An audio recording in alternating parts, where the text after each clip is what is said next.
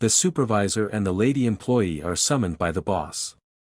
The company, he explained, was nearing collapse. One final opportunity remained, a lucrative contract from an important client whose decision would determine whether the company survived or went under. Failure would mean cutbacks, jobs would be lost and one or both of them would be let go. That evening, the lady employee returned home to an apartment filled with quiet tension. Her husband had lost his job weeks earlier. She told him about the meeting, about the contract, about what failure would mean. He listened, guilt written across his face, apologizing for a situation neither of them had chosen. She reassured him that everything would be fine, that she would get the job done by any means. The next morning at the office, just before the client's arrival, the supervisor reminded her that nothing mattered more now than securing the contract. The company's future, and theirs, depended on it. Before the meeting began, he adjusted her dress and ensured she looked composed and professional. It was a small gesture, but it carried the weight of shared pressure and unspoken desperation. The client entered without greeting. His expression was cold, his manner sharp. From the first words he spoke, it was clear he was dissatisfied, not just with recent performance, but with the company itself. He criticized missed targets, questioned leadership, and dismissed explanations. When the supervisor attempted to respond, the client silenced him abruptly, pouring a glass of water over his head in a calculated display of dominance. The supervisor endured it without protest. He bowed his head in submission, refusing to react. The humiliation was deliberate, and everyone understood its purpose. This was a test of endurance, submission, and control. The client announced that he would test them thoroughly before making any decision. Nothing would be taken at face value. That evening, they hosted the client at an upscale restaurant.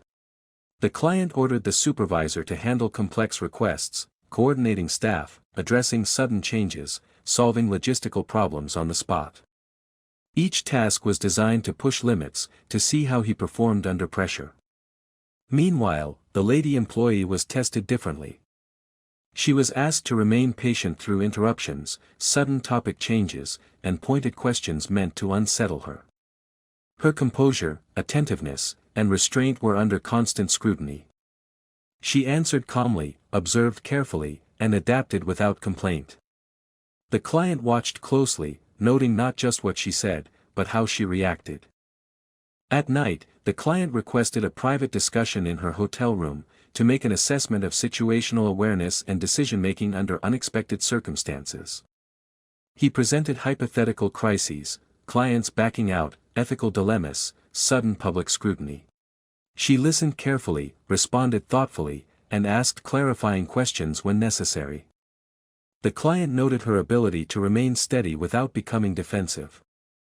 The next day, the client summoned her to the office. This time, the tests were technical and analytical. She recalculated, revised, and explained her reasoning clearly. When she didn't know something, she admitted it and proposed how she would find an answer.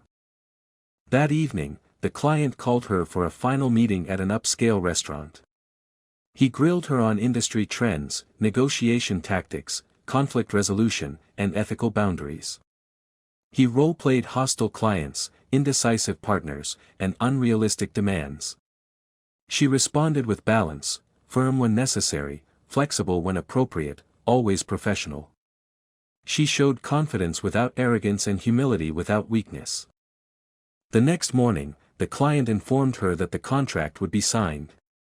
He was fully satisfied with her performance. Relief washed over her, quiet but overwhelming. The company was saved. Make sure to subscribe and turn on notifications, so you can watch more videos like this. Thank you for watching.